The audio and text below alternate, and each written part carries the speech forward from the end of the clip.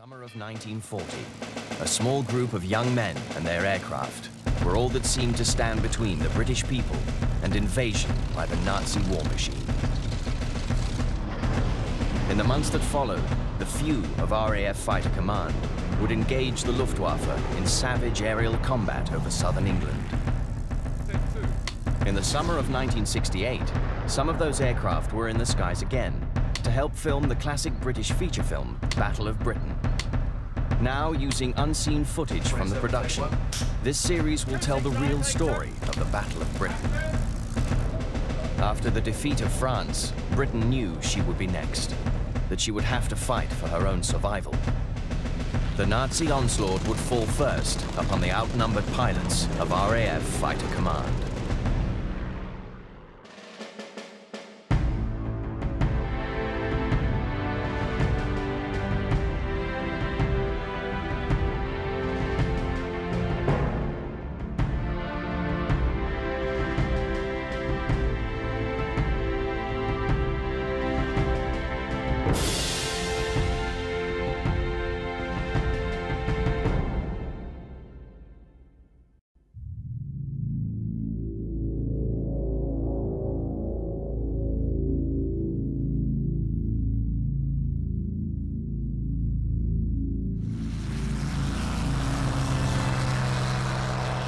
The morning of the 10th of July, 1940.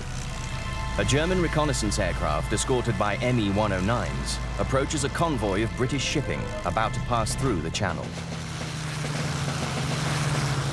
6 Spitfires from 74 Squadron, based at Hornchurch, are scrambled.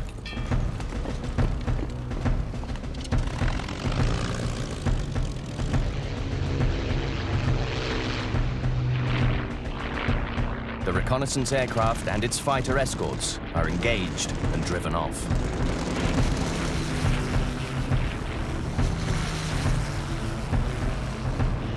But the Germans are now aware of the convoy's position. They prepare to attack in force. We were about 15,000 feet and flying around, not seeing anything at all. Then, without any warning at all, suddenly the sky was full of Messerschmitt 109s with yellow noses, swastikas and big black crosses on them. And this was very much a moment of truth because we hadn't seen them coming and they just appeared like that. Unfortunately, I was shot up and I managed to get away and escape. Luftwaffe attacks on channel convoys and ports continue.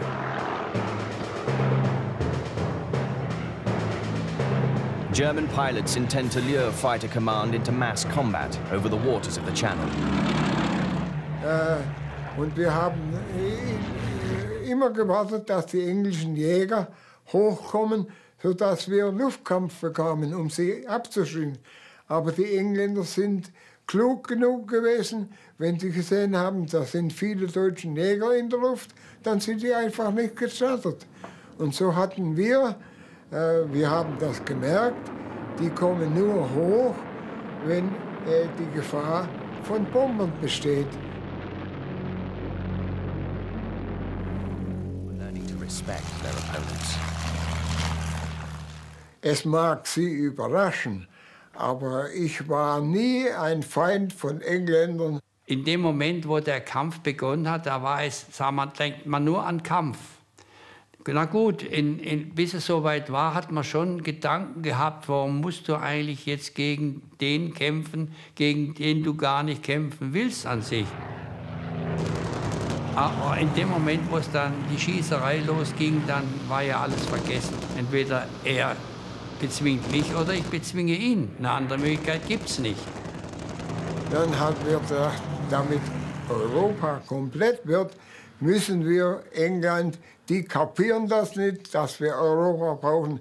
Wir werden die als letztes jetzt auch noch zwingen und deswegen müssen wir sie. In that we had full warning of the German formations, their size, their height, their direction, We had a lot of advanced information.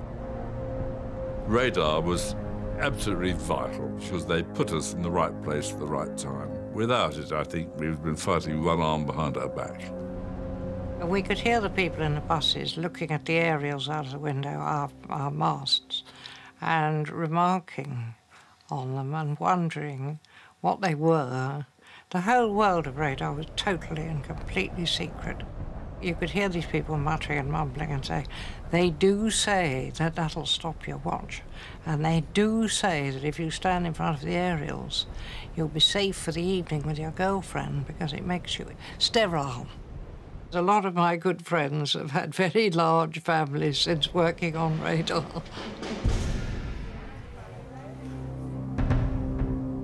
It was very exciting to watch a raid beginning to build up. 90 miles, 80 miles away, a few little echoes would appear on the screen. And slowly it would get a bigger and bigger mass, and all these echoes are kind of trembling. They heave up and down all the time. And it got bigger and bigger, and you knew, and it was part of your job to be able to reckon how many. A raid did build up, like a thunderstorm. Somebody would tell you that there were 200 plus, 100 plus, 50 plus coming over. Plotting involved sitting at a large table which was mapped. You would be given a number, which would be the number of aircraft and where they were. It would take an awful lot of punishment, and you had faith in the aircraft. The Hurricane was a good, solid, rugged aircraft. It was really responsive to one's mood and feeling and just fitted in. Although the Spitfire dominates the popular memory of the Battle of Britain, far more Hurricanes were in the skies over England. 19 squadrons were equipped with Spitfires, but 34 flew Hurricanes.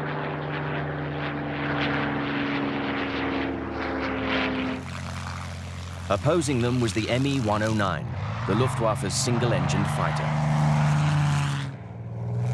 Both the machine and a significant number of German pilots had seen combat with the Condor Legion in the Spanish Civil War. Unequaled then, it would now meet its match in the Spitfire. But although the Spitfire was faster and more maneuverable, the Me-109 could climb and dive faster and was far superior at very high altitudes. Die ersten Me-109 Flugzeuge, also das berühmte Jagdflugzeug, was ja wohl in der größten Menge gebaut wurde mit.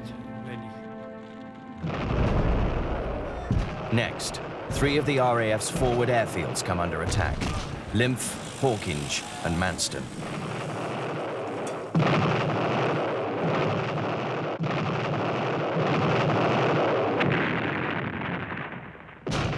I looked down and the airfield had disappeared because 30 Dorniers had laid 300 bombs all over it, you see.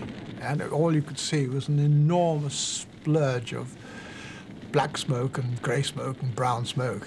And I remember thinking, the silly blighters, what they've done to our airfield, where am I going to land now?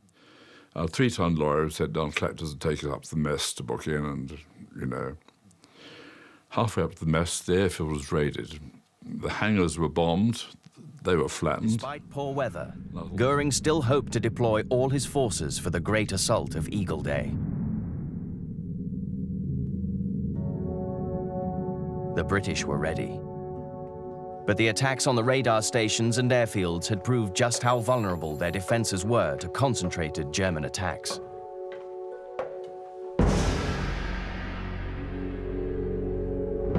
Now the German pilots received their instructions. Strong fighter escorts were briefed to sweep the skies clear of defending fighters. Bomber crews were allocated their